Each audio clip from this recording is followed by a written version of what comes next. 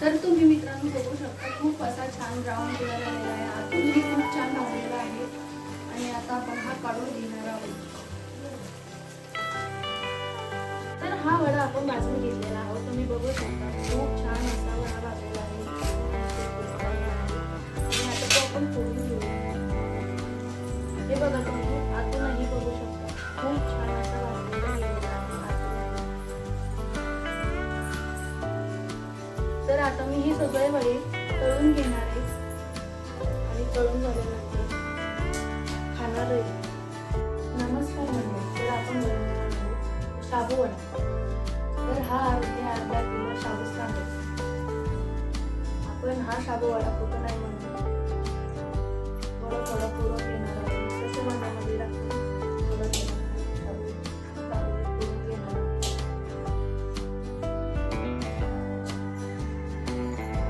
याप्रमाणे आपण इथे घेतलेला आहे सगळा वाटा शाबू पुरून. तर तुम्ही बघू शकता हे असं पुरून घेतलेलं आहे. तर आपण हे एका ताटामध्ये काढून घेऊ.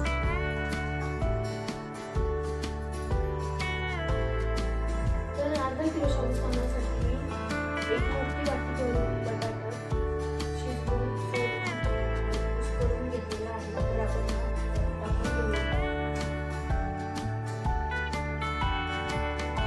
टाकल्यानंतर आपण याच्यामध्ये शेंगदाण्याचा कूट भाजून आणि फोडून घेतलेला आहे.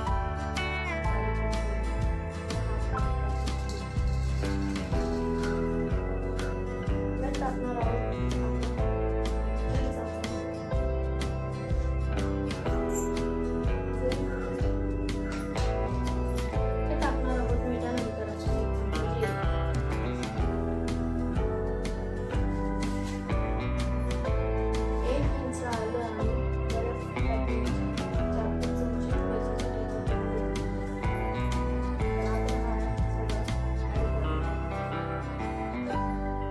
आपण हे सगळं आता मिक्स करून घेणार आहोत. एकजीव करून घ्यायचं हे सगळं.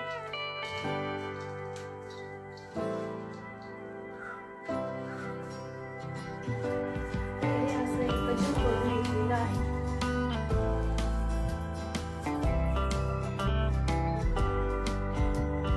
आता थापून घेऊया आपण. थोडंसं फोडून लागेल.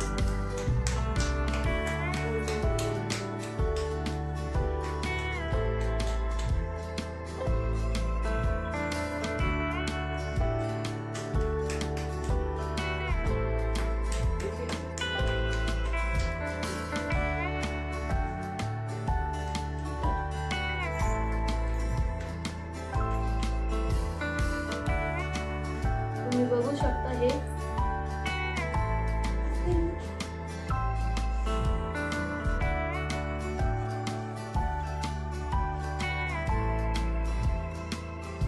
तर हे असे सगळे थापून घेणार आहे आणि नंतर सगळे झाल्यानंतर तळून घेणार. तर इथे मी सगळे वडे थापून घेतलेले आहे. तुम्ही बघू शकता खूप छान असे, अजिबात रेषा बिषा दिसत नाही. तुम्ही बघू शकता मित्रांनो. तुम्ही बघू शकता मी एका कढईमध्ये अर्धा लिटर तेल मी खूप हाय फ्लेमवर तापवून घेतलेलं आहे. कडकडीत एकदम तापलेलं आहे तेल. तर आपण इथे आपण बघूया एक वडा सोडून खूप छान असा फुलतोय तो. आणि आता आपण गॅस कमी ठेवूया जेणेकरून आतूनही खूप छान भाजला जाईल. तुम्ही बघू शकता मित्रांनो लवकर यामध्ये काहीही घालायचं नाही.